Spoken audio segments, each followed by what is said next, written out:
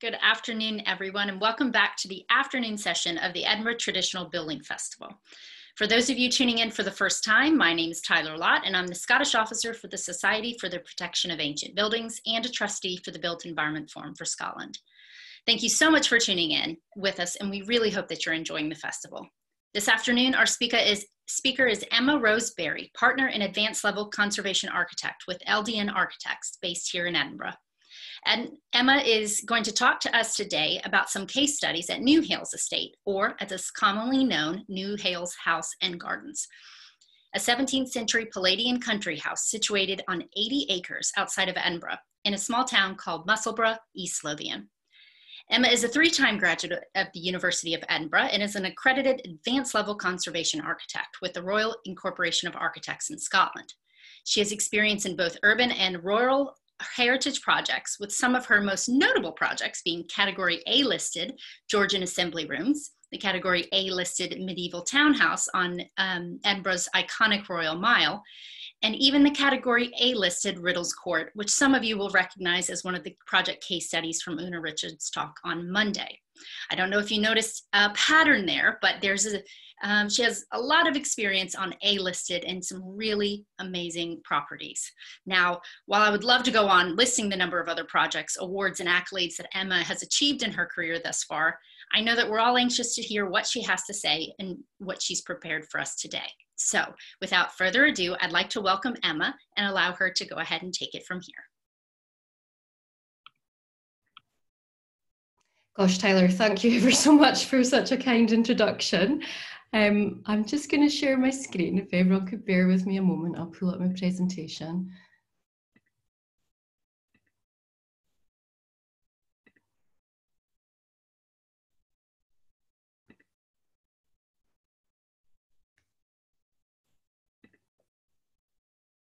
Okay, so hopefully everybody can see that okay.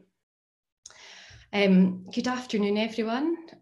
Thank you so much for joining me today, and it's really fantastic to be part of such an excellent festival.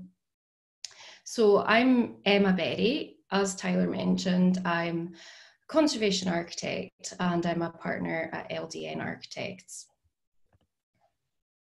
So today I'm going to talk about Newhailes. I'm going to talk about our most recent work there.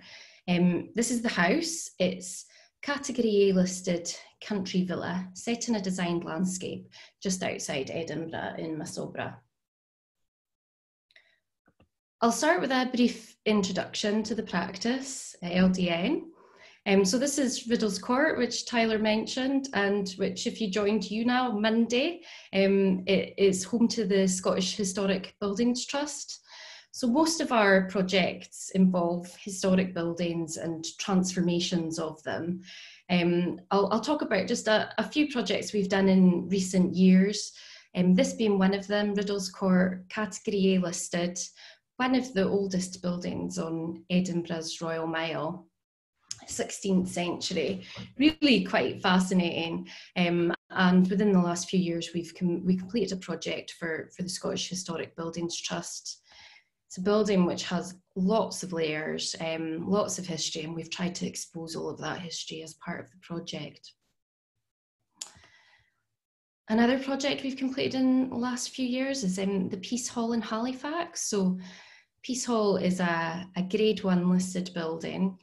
It's the last of the great UK cloth halls, a Georgian cloth hall, last intact one. So it's a special building indeed. This was a major transformation we completed, which turned it into a mixed-use building. And you can see that the courtyard there has been re-landscaped entirely as a new public square for Halifax and as a place for events. And a lot of the lessons that we learned from this project we have taken into the courtyard at the Newhailes Stables block, albeit on a much smaller scale. So most of our projects involve traditional building materials. It's something that we completely endorse. We always try to promote. This is another recently completed one at Selkirk. It's the Sir Walter Scott Courthouse, Category A listed. It was a repair project. We worked with the stonemasons, LTM, to repair the masonry on the steeple. And the only materials really that were used in this project were stone and lime. And so it's something that we absolutely endorse, and we try to encourage as best we can. I'll just finish up on the practice with a couple of recent projects. So this is the Proven Hall in Glasgow. It's category A listed, similar to age to Riddle's Court, 16th century. I'd like to say it's the oldest building in Glasgow. It's probably the second oldest, although we're not entirely sure. It's located out at Easter House near the Fort Shopping Centre, and it's going to be fully restored. It's a project we're doing for Glasgow City Council, and it is for the community as well, and there's going to be some exhibition spaces in it. So another fascinating structure, the ribble masonry that you can see is the North Block, which dates back to the 16th century and is really quite untouched. And another view of it here is the South Block, which we think is an older building that was probably remodelled in the 18th century. So this will all be repaired using traditional materials. There'll be new lime mortar, lime harl. So that gives you a flavour for some of the projects that we work on. Oh, sorry, I've also added in the Port House, which has just started on site. Another one, Una, SHBT is involved in. She's advising the client, who's the Jedburgh Community Trust. And interested building, very early steel framed structure, built 1899. And it's being shared, it's being converted for community use by the Jedburgh Community Trust. So this is our team at LDN. We're about 40 people, based in offices in Edinburgh and in Forres. Work across the whole of the UK. And I show this slide to introduce the team, but also just to say that while I've been working at Newhailes for over 5 years now, the wider team, some people in the office have been working at Newhailes for 20 plus years. So Fiona, who you should be able to see in the middle in pink, she's been working with me for about the last 5 years or so. And Mark Hopton at the lectern, and he's another partner at LDN. He's been involved in the site for over 20 years. So there's a lot of knowledge that's built up in the office and the site, which is great. There's a lot of people I can go and ask questions to if ever it's something I've not come across before. So to go back to the house, most of the work I'm going to talk about is in the wider estate today, but I'll give a brief history on the house just for those who perhaps maybe haven't come across it before. So it's built in the late 16th century, enlarged in the early 18th century to become one of the most important houses of the Scottish Enlightenment. It was owned from the early 18th century by the Dalrymple family, and what's really special about this house is that it's remained largely untouched both inside and outside since the late 19th century. The property was taken into the care of the National Trust for Scotland in 1996. LDN had a limited involvement in the property since the 1970s, and they were commissioned to develop proposals. So the main conservation work to the house was carried out during the 2000s, and an uncompromising conserve as found approach was taken. An example of which is here is how the handrail was literally conserved as found. And the approach was taken, it was a reaction to sort of artificial restorations which tended to be the norm at the time.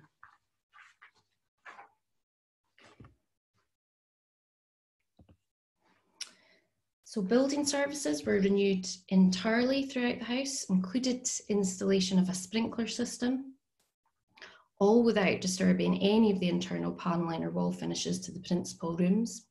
This is the dining room.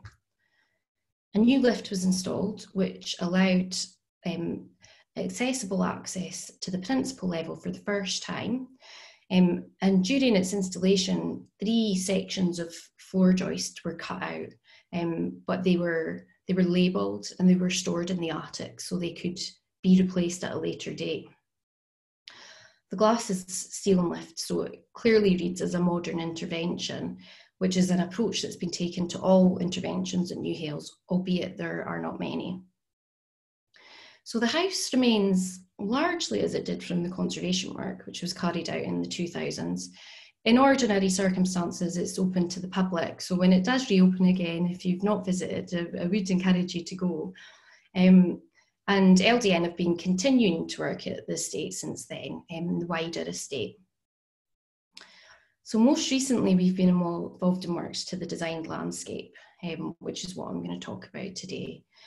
We've taken a different approach to the conserve as found approach, but we have still taken the approach which we take with all of our projects, which is to do as much as necessary, but as little as possible.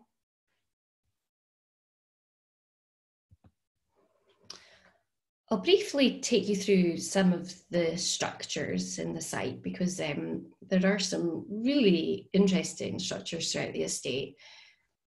Really extensive grounds, open to the public. So if you have not been, do go for a walk. It's absolutely lovely. This is the stables block. So that was built in 1792 to designs by John Craig. It's a classical building. This is the Shell Grotto. This is one of my favourites. Fascinating little structure. It's thought to be the best surviving example of an 18th century shell house in Scotland. And shell houses were very fashionable at the time. Its interior was entirely decorated with shells. And the shell motif is a theme that you see throughout Newhailes in the house, throughout the decoration, the ironmongery. It's a theme being so close to the sea. This is the tea house, or the summer house. It was used by the family to entertain guests. There are drawings of what it once looked like. It had a balustrade on both sides and it had a large picture window which looked down the stream. This little classical structure is a fruit store. And then set within the woodlands is the Earl of Stair monument. And that was built to honour John Dalrymple, the second Earl of Stair, who achieved great military distinction. So lots of fascinating little structures around the estate, and do go for a visit.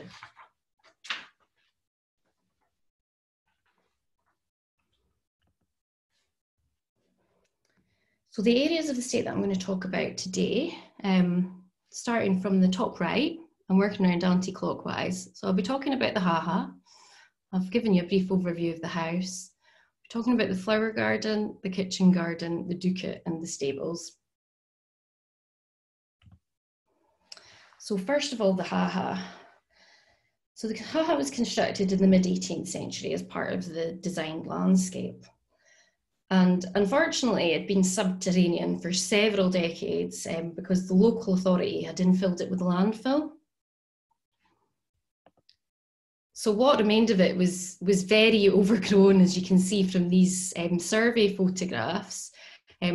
But we did know what the plan was.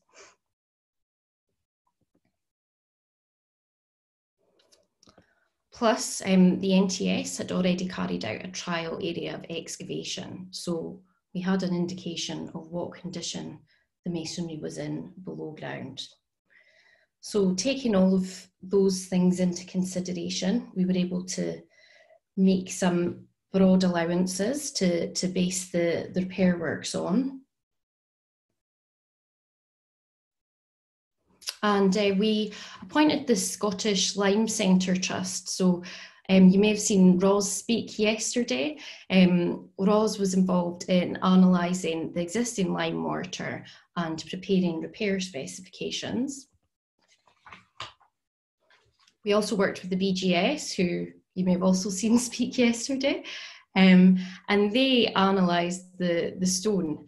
Now, they analysed many stone types for us around the estate. This is a table of the types that were included in this contract in particular. And the suitable petrographic matches for the ha-ha, which were currently quarried and available at the time, were Killaloe, Hazeldean and Darney. Hazeldean was chosen as a very good aesthetic match. Darney was also a very similar match, but Hazeldean was a much more robust stone, and a decision was made in collaboration with the Historic Environment Scotland District Architect, who was also involved in the project as they partly funded the works. So the entire ha-ha was really carefully excavated.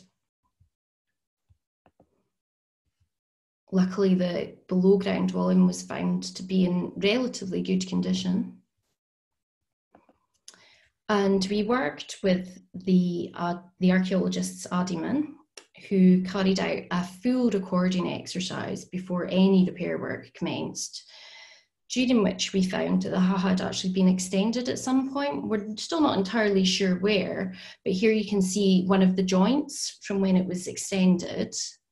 And if I go back to the plan, you can see the square section is actually the extension. That's where each of the joints were. So once it had been fully recorded, new stones were installed where we needed to. The walling was repointed entirely. And here you can see the house now back in its original setting. It's, you're free to walk around here if you want to go for a visit.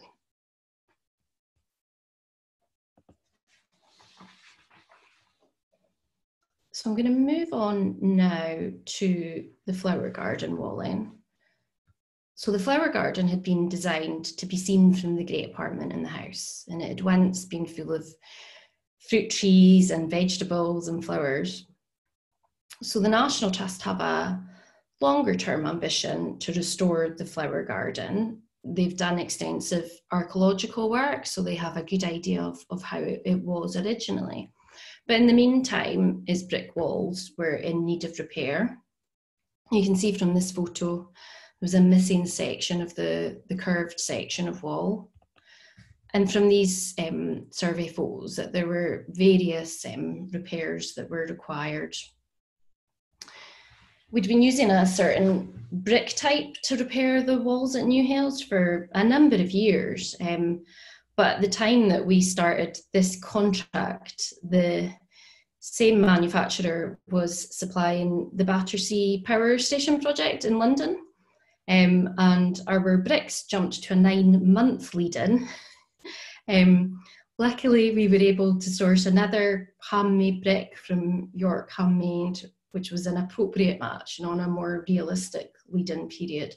So it didn't cause too much delay. Again, we worked with the Scottish Lime Centre Trust. So they analysed the lime, they prepared repair specifications. Again, there was archaeological recording work by Adiman, and we uncovered the footings of the original curved section of wall, which we weren't expecting to find, and it meant we were able to build up from them again, which was great. So here you can see a repaired section of walling. Also a new buttress, which was constructed to the right-hand side, which followed a previous tradition of buttresses being constructed along this wall. The wall was really bulging, and we were trying to avoid any rebuilding works. So the engineers who we worked with, Elliott & Co, came up with this as an alternative. They also used stainless steel ties elsewhere, other sections that were bulging, as a sort of a discreet repair, again avoiding any rebuilding.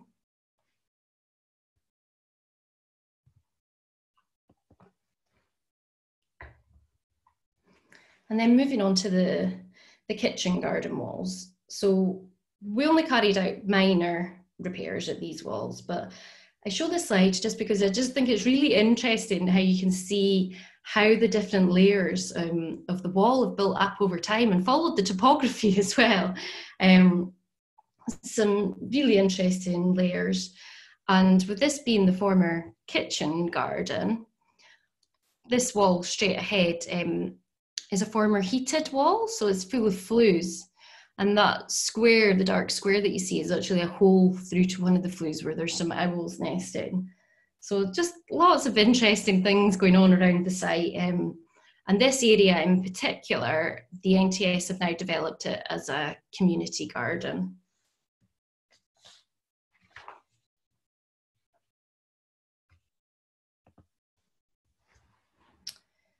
So moving on to the Ducat. So the Ducat had been in a derelict state for several decades, and unfortunately was on the buildings at risk register. It's only recently been removed from there. And for those of you who've perhaps never seen a Ducat before, they originally housed pigeons or doves, and Ducats were really important structures in estates like Newhailes, because the birds and the eggs were a source of food, the drop-ins were a source of fertiliser.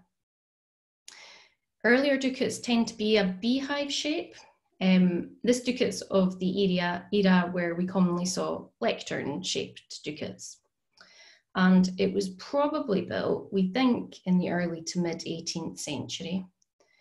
But there are records of a Ducat on the site much earlier. So whether it was remodelled into the one that we see today or it was a different one, we're just not quite sure.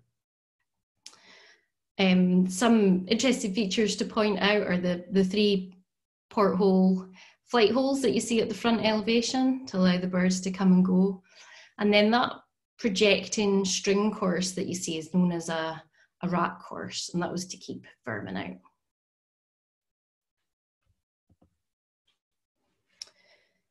So around 20 years or so ago, LDM worked with same structural engineer, Elliott and Co, to install a temporary roof over the Ducat.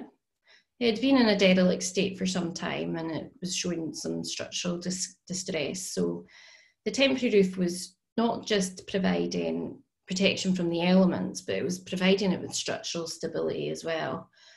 A really simple idea, but so successful. It stayed in place for over 20 years and did exactly what it was supposed to do.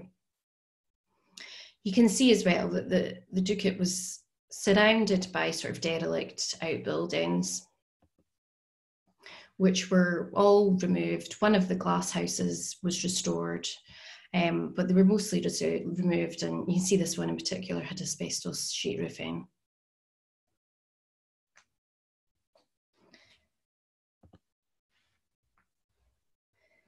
So luckily we had quite a few historic photos of the Ducat stored at the Royal Commission. They're available online.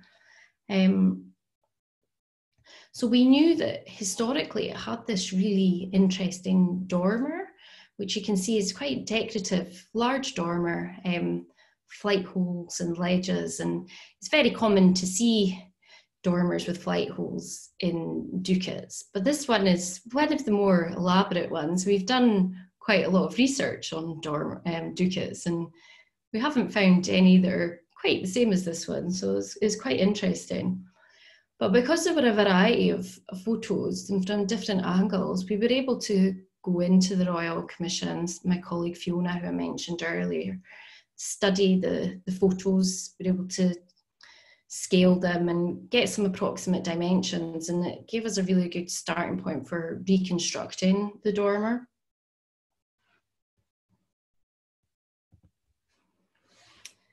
So we set about restoring the Ducat, and it was fully encapsulated, the scaffold, and it was a scaffold which was entirely independent to the Ducat, so there was no fixings into it at all.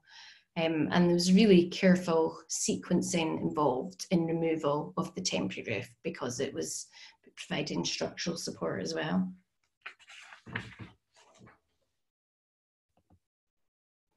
So again, we worked closely with archaeologists Adiman, who recorded the structure before any repairs commenced. It was really important that we'd built time into these contracts for the archaeologists to come and study these buildings and structures before the repair works commenced, but once access was in place. So Adiman's archaeologists identified at least 12 phases of harling, which they've got samples of all of these phases, and they're storing them in an archive that they're creating for the NTS. It's been part of a wider study on Harling in Scotland. And one interesting find, you can see here that there's some broken shards of glass in the Harling, which the archaeologists think is from a topping out ceremony by the builders, because it appears to be glass from one single bottle and it's in a localised area only. So topping out ceremonies were fairly commonplace.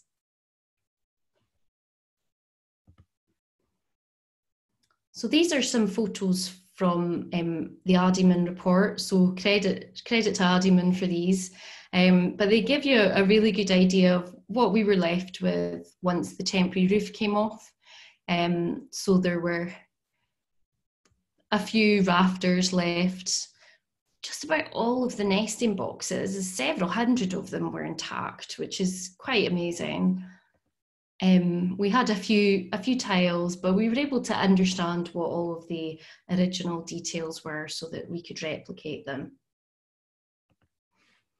These are some photos internally. Again, credit to Addyman for these. And you can see the photo on the left-hand side. We only repaired the nesting boxes where we absolutely needed to for structural reasons. So you can see where there's some new stones which have been pieced in. Purely for structural reasons. Otherwise, the nesting boxes were carefully brushed down and left as found. As was the floor, which was a mixture of different finishes, really quite interesting.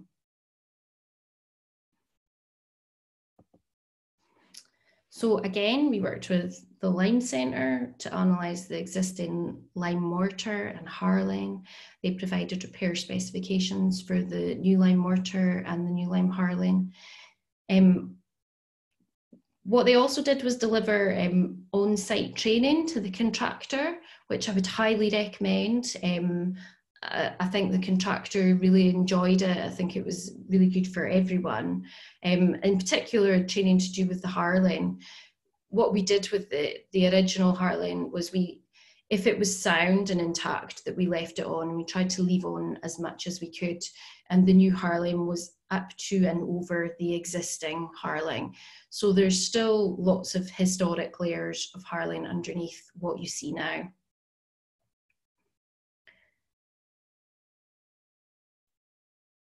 We also worked with the BGS, again, to analyse the stone. There's been a number of different stone types used to construct the ducat. For the ashlar dressings, we went for Hazeldane, which was the same as the haha. The nesting boxes, different, that was Lady Cross. And then the rubble, there had been many types of rubble used to construct the ducat. And the BGS took a selection of the 3 most commonly used stones, and they were analysed, and we found petrographic matches from there. So here's the fully restored ducat. This is the approach from the stables block. So the NTS do plan to open it to the public, and they plan to install some interpretation.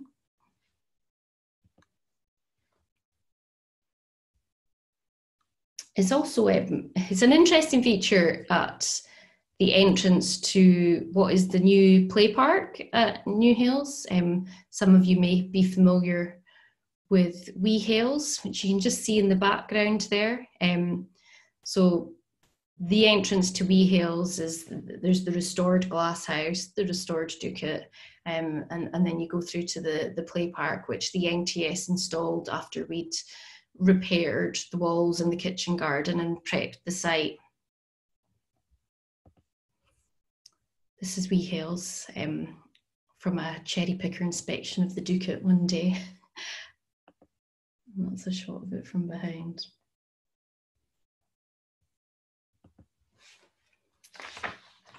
Okay, so I'm going to move on finally to our most recent project at the site, which is the stables block. So we've been working at the stables to carry out internal alterations to form a new toilet block, new public toilet block, and a new public welcome hub. And we've also been resurfacing the courtyard. There's been various works carried out over the years at the stables block. It's a really interesting building, and it has lots of original historic features like these. This is a photo from about 15, 20 years ago. The building was, LDN carried out a major package of fabric repairs, repaired all of the masonry, the roofs. There were designs put in place for the building to be converted into housing. And one house was actually built, which was used as the manager's house. There was a live-in manager at the site for quite some time. There's a sort of change of direction at the stables block now. The remaining houses, they were never built, and the idea is that the building will be developed for public use. About 15 years ago, in these arches that you see here, we carried out alterations to form a new cafe and a new shop. You can see the kind of the glazed interventions, the modern interventions here at the arches. And that's how the stables has been for quite some time. But one of the real challenges with the stables was the courtyard finish. So the historic sets that you see here were very uneven and causing a lot of trip hazards. So for visitors to the site in wheelchairs or with buggies, it was just a very difficult task to get across them. And you can see there's an area of hard standing for the cafe, but it was quite limited. There's also a wall which separates the north and the south of the courtyard, so pretty high wall, and it was there originally because it separated the north part of the courtyard was the formal dress part of the courtyard, whereas the south part of the courtyard was the dirty side of the courtyard. So it was a sort of grassed area. There's no hard standing, and it wasn't anything that the trust could use for the public. So in recent years, we've been developing proposals to improve the visitor experience at the stables block. One of those things has been improving the courtyard resurfacing, increasing the outdoor cafe space, reducing the height of the central courtyard wall. So the wall's still there, but it much lower, and you actually can create some visibility across the courtyard. And then creating a new hard standing to the south side where events can take place. So this is a plan of the proposals, and the idea being very similar to Peace Hall, but on a much smaller scale, in that you have accessible access all around the perimeter of the courtyard, so accessible into all of the public spaces. And then you have central flat event spaces, and then you have an enlarged cafe area as well. The new visitor reception areas to the top of the drawing there, as are the new public toilets. And the idea is not yet open to the public, but the idea is you will come through the courtyard and through these spaces to get to the play park. So these are the courtyard resurfacing literally just finished, and I must apologise, it was raining on the way I went to take photos, so it all looks a bit wet here, but give you an idea of what's been carried out. So it's a natural sandstone paving around the perimeter, and in the cafe area we've got granite steps at the stepped area. The sets have all been rebedded in lime.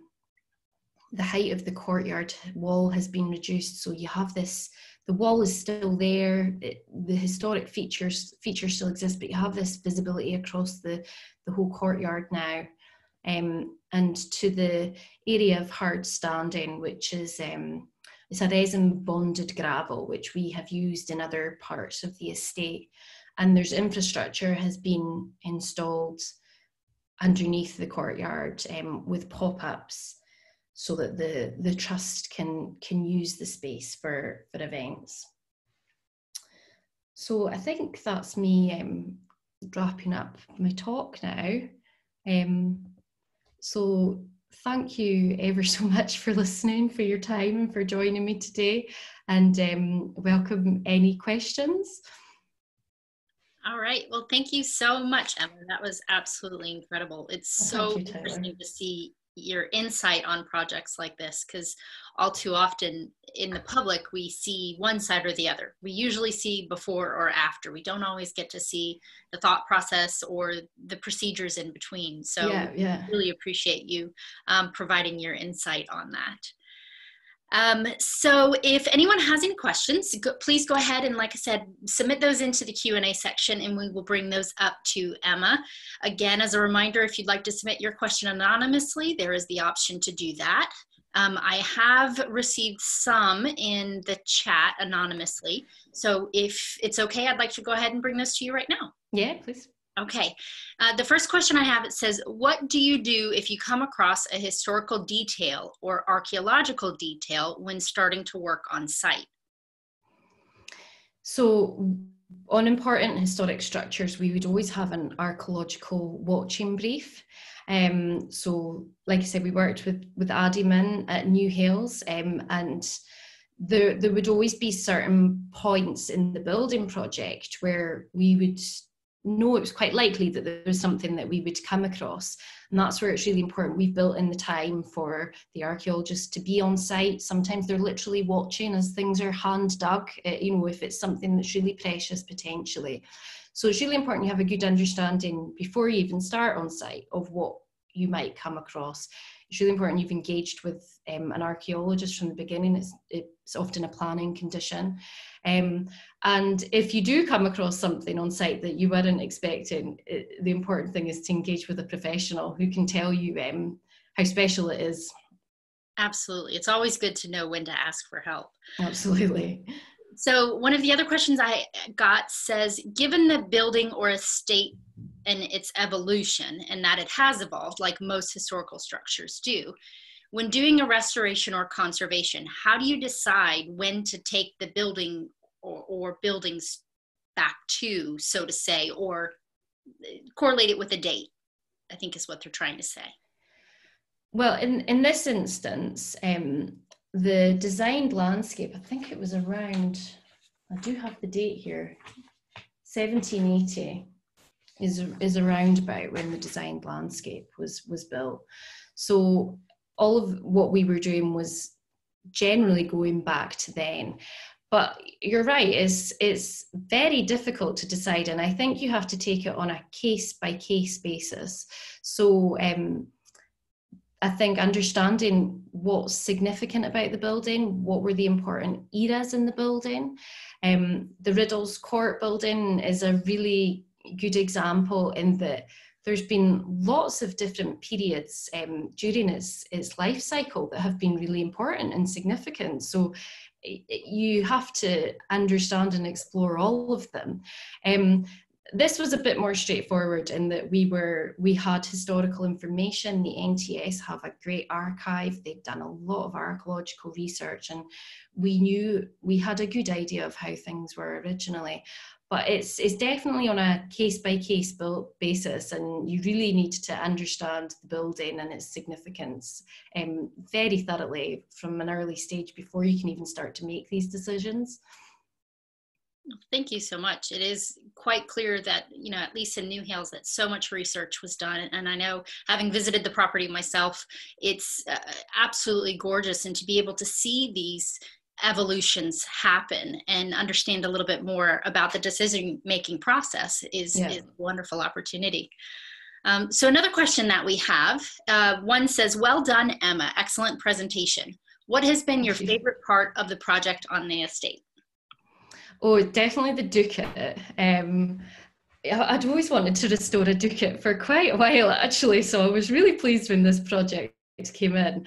And I think it's so nice, you know, the intent 20 plus years ago with the practice and the engineers to put this roof on so that when budget became available, it could be restored. It's just so great that that worked out the way that it should. And you know, we were really lucky with the historical information on that job as well. I mean, you saw one of the photographs there, and we had some fantastic photos of how it looked. So it was a real pleasure to be able to restore it based on accurate information.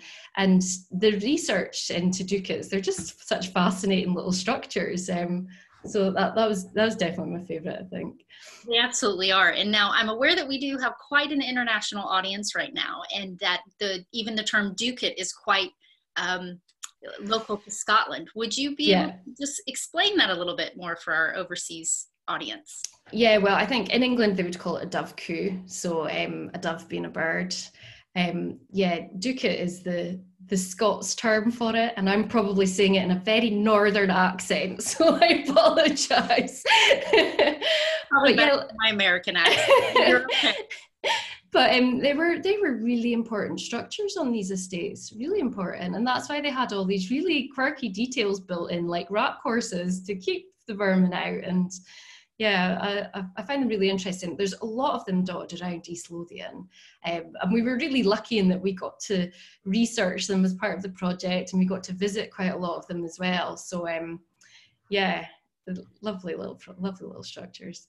Wonderful. Now, the next question is to do with the ducat. So, and I'm not sure if this is one that you're able to answer, but it says, are you able to reveal the cost of the repairs to the ducat? I'm not sure if I'm able to reveal, and I actually don't know off the top of my head, because that was part of quite a large building contract that includes all of the walling that I showed you as well. But I can certainly ask the question and try and pass that information on. Thank you so much. So the next one says, what are the typical division of roles between conservation architects and archaeologists on a project? Do architects carry out initial building structure surveys as well as the archaeologists?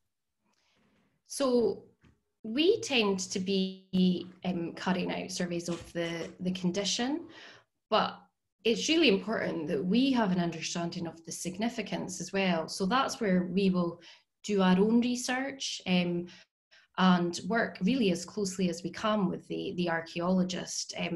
So, you know, quite often the best thing to do would be to commission an archaeologist to do a historic building study. So they'll do a really in-depth study of the history of the building. They'll do a really in-depth recording of it all, which we have from Addyman. We've got some fantastic recordings of the buildings.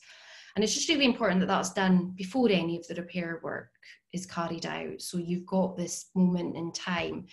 And then, of course, we use this information to understand what significance, what we need to treat in, you know, a more careful way, where there's movement for change as well, because some of these buildings do need to adapt, and they do need to change and be suitable for the 21st century. So without having that understanding from the archaeologist, it was a lot more difficult for us. So I'd like to think we work really, really closely with archaeologists. We involve them as early as we possibly can, continue to work with them through the construction phase. And I'm a bit of a budding archaeologist myself. I'd have quite liked to have done archaeology, so I find it all quite fascinating. Oh, it absolutely is. I know I couldn't call myself a budding archaeologist, but I definitely will. I told Tom of Addyman Architecture, I said, anytime you need assistance at all, it's a fascinating field, and the amount of research that goes into it and the things that they can find and uncover from it is so important. Absolutely. Like you said, it's that relationship that's crucial. Yeah. And in a lot of other countries, you might have more of an unbalanced relationship between your conservation team, whereas a lot of the duties lie on, let's say, one or the other. Whereas I've found I think one of the great things that throughout Scotland is it is a very balanced relationship that is interconnected, and everyone relies on each other's expertise and work together to create that project. So without a doubt. I see that worked well with you too. Yeah. So our next question says, is it a difficult process to achieve preservation of historical features and still meet the current building regulations? And how sympathetic are planners and building control officers to the process? So the answer to that is yes, it can be very challenging. I don't think there's any historic building that I've worked on that meets current regulations, and it can be very difficult to make them achieve those regulations. I think it goes back to understanding what the most significant elements of the building are. Where is there movement for change? Where can you make interventions? It's really important that our historic buildings are accessible for all, which is why it was so important that the lift was installed at Newhailes and access was provided to the principal building. It did mean cutting out 3 original floor joists, but like I say, they were recorded, they're stored in the attic. They could go back at a later date. I think that the courtyard at Newhailes is a really good example, because while the historic sets had been rebedded in the past, they were a very limiting factor in the accessibility of a courtyard. And this is a building where, we have wheelchairs going through regularly, a lot of buggies going to the play park. So it was really important that we looked at where we could make adjustments to make the building as accessible as we could be. But it is always a bit of give and take, in that, most historic building projects, even once you've got to the end of a major transformation, they're not necessarily entirely compliant. They're as compliant as you can make them, working in collaboration with the planning officers, with the building control inspectors, and without damaging their significance, but ensuring that they're as accessible, as safe, as warm, as good as they can be, without taking too much away from them. No, that's a really good answer. And it kind of segues quite well. I have 2 other questions that kind of relate to accessibility. Okay. One of them I think you kind of touched upon, but I'll ask it. So if you'd like to expound, you're more than welcome to. It says, how do you balance disabled access to properties open to the public and retaining the architectural details, which did not include any allowance for this type of access before? So again, it's about understanding how to get people into the building safely and easily, and how to do that with minimizing the disruption to the historic fabric. But bearing in mind, it's really important that our buildings are accessible to everyone, absolutely. And some examples that I can think of, the Peace Hall project, which I showed you at the beginning. So that building's on a very steep hill, and there's at one end of it is a whole story lower than the other. And one of the key things to that building was accessibility. It needed to be a new public square for Halifax, and it needed to be as accessible as it could be. And that's why we created this accessible route all around the courtyard. We levelled off some thresholds so that there were accessible access into all of the public spaces, because they were stepped access originally. And there'd been 1 lift originally, and we installed 3 lifts. So it was much easier for people to get around to what's a very large public building. We did have to work closely with the planners, with Historic England, with building control, and it can be a very long and drawn out process, but it's one that is absolutely critical. And Riddle's Court is another really good example, actually, because Riddle's Court had never been accessible. Fascinating, but very complex building. Goodness me, there was lots of staircases to lots of different places.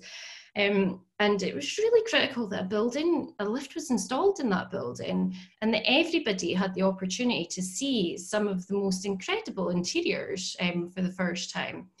So the way that it worked at Riddle's Court is we studied, this is working with the architect, there was a really detailed historic building study by CFA Archaeology, very detailed study, working with them to understand where the least significant part of the building was, where would it be most acceptable for us to core a hole through the entire building, basically, through 4 stories. So, through this intensive work with the archaeologists, we were able to identify a part of the building which you know, it was acceptable to take the floors out, to install the lift. And actually, it's been a great opportunity because rather than form a new lift shaft, we just, the lift is the glass lift, and the walls are like the historic structure. So as you go through this lift, you get to see different sections of wall. There's an old window infilled. It's absolutely fascinating. It's a really interesting, if you're ever in Edinburgh on the Royal Mile, go and have a go in the lift at Riddle's Court. So it was a great opportunity for the building. And now for the first time, that building is accessible at all levels. And yes, we took away some historic fabric to do it, but it was in an area that was identified as one of the least important areas of the building. And we've expressed all of the historic fabric as you travel up the lift. And I hope that answers the question. No, it answers it quite well. And when you mentioned about how everything is so painstakingly detailed, that's such a crucial part of being able to show the progress of being more accessible, but also honoring the past and making sure that everything is documented throughout. And, I can neither confirm nor deny whether or not I have just simply gone up and down that many times. It should be an attraction within itself because it's just so absolutely gorgeous. And so, yes, I completely. It's great fun, yeah. Your statement that if you go in, just ride it up and down. It's absolutely. That's like Disney World for me. So Chris would like to know, did you have any problems dismantling the temporary structure over the Ducat? No, it was really quite a straightforward exercise, actually. There was a careful sequence as to how it came off, but it was quite straightforward. Such a simple idea, which worked so well. And you saw the exterior, you saw the roof structure when it came off. Everything had been protected and was just as it had been 20 years ago. So, no, a really simple idea. I would urge people with any sort of historic structures like that, do something temporary. It might be on for 20 years, but it's really going to protect it for the future. Absolutely. And I think it's a great example to show that if you do your research and you carry it out well, you will be able to keep a temporary structure up for what some in modern terminology might think as a permanent solution. Yeah, absolutely. A lifespan of 20 years is what modern products are kind of considered for. But I think that's absolutely incredible. And especially being able to remove it when the time comes in a non-destructive manner. So thank you. It's good to know. Now Morag has a comment. She says, tenants didn't like Ducats as the pigeons ate their corn. So I can imagine. That's interesting. Absolutely. As someone who grows corn myself, I'll have to keep that. It's a local lockdown development. So we'll keep you updated, Morag.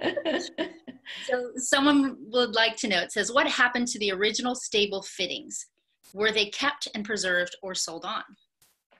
They're all still there. The ones that I showed in the photographs, they're all still there. Yeah, there's a lot of original features at the stables block which are intact and literally left as they have been for a very long time. It's good to know, because I do find a lot of times people are able to make that decision, and not everyone chooses the way that your firm chose to go, or the client, not sure who made that decision, but it's absolutely amazing to see, to keep that in, even if it's not functioning. They were in great condition and add quite a lot to that property. So I mean, what I will say about the NTS at Newhailes is that they have kept such fantastic records. I mean, the stores are incredible. We were replacing a gate in the estate, and they have a board of a gate that was there previously, so we were able to replicate that, and it was painted so we know what colour it was. And I mean, they have the most incredible stores. They have kept everything. So I think that's really something that I really admire what they've done at the site. I think it's really fantastic. And I think it's a wonderful lesson for anyone that is a steward of perhaps, a traditional building or an older building. You never know when you might need something. Exactly. I know that there's probably quite a few of us who do prefer to hold on to things, much perhaps our partners or anything of that sort, but you don't know. And, whether it's a board that comes into play 20 years later, that has a huge significance. It's just much better to keep than to throw out in many different ways. Absolutely. So one of our other attendees says, does the condition of the historic fabric help decide where to adapt a building for access, or would it purely be the least significant areas? I think that decision would be made on a case-by-case basis, because just because it's in really poor condition doesn't necessarily reduce its significance. However, sometimes that needs to be taken into consideration as to what would take to repair it or to restore it.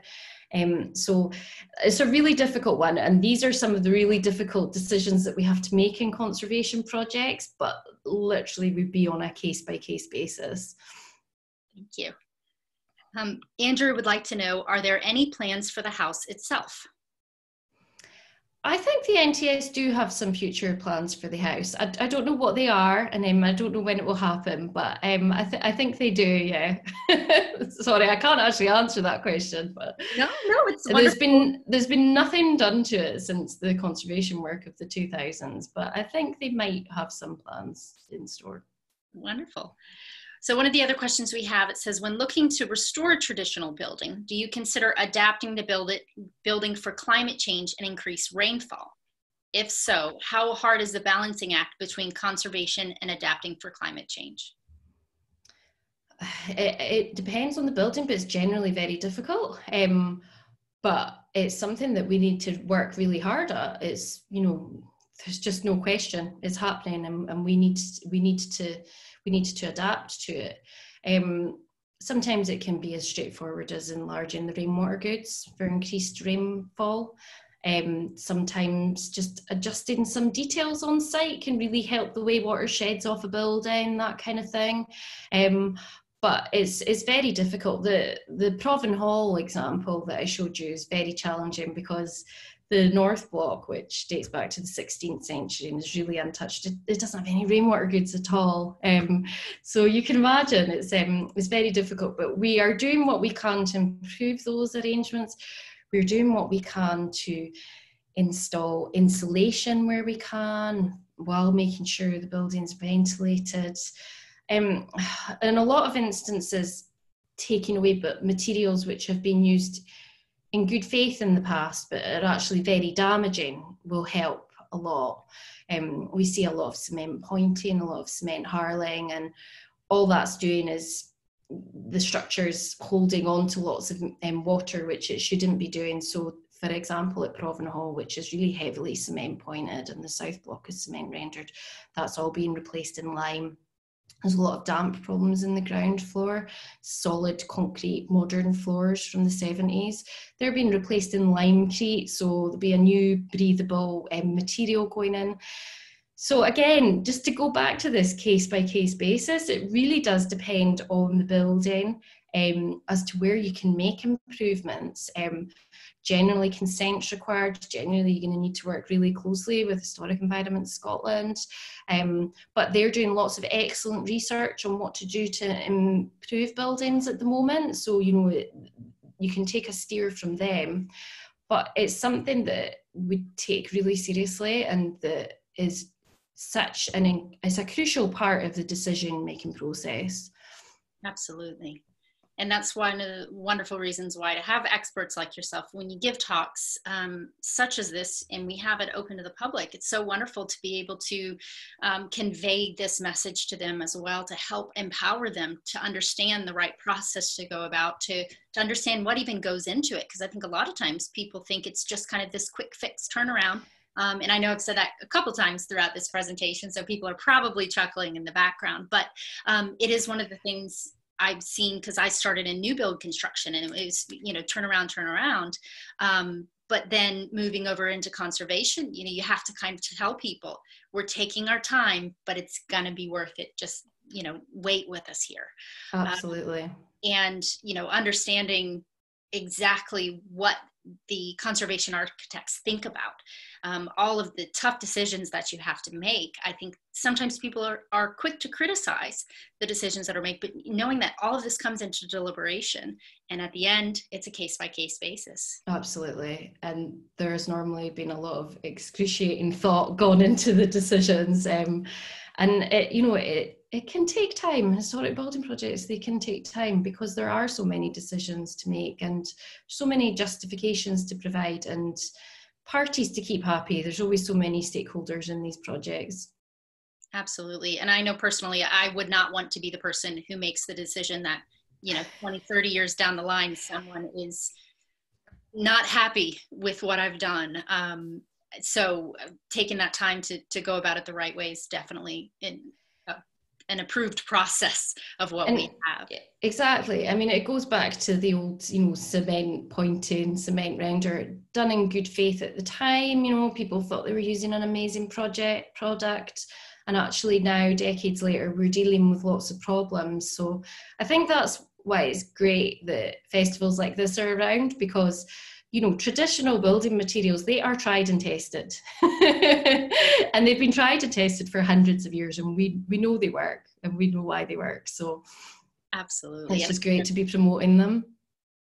Definitely. And I always like to tell the students that we work with is, if you didn't have trains and cranes and all of these things to transport your materials or get them up to the height of that castle, wouldn't you want to ensure that you do it once and you do it right, because you're Absolutely. not going to have to scale that again or haul yep. back.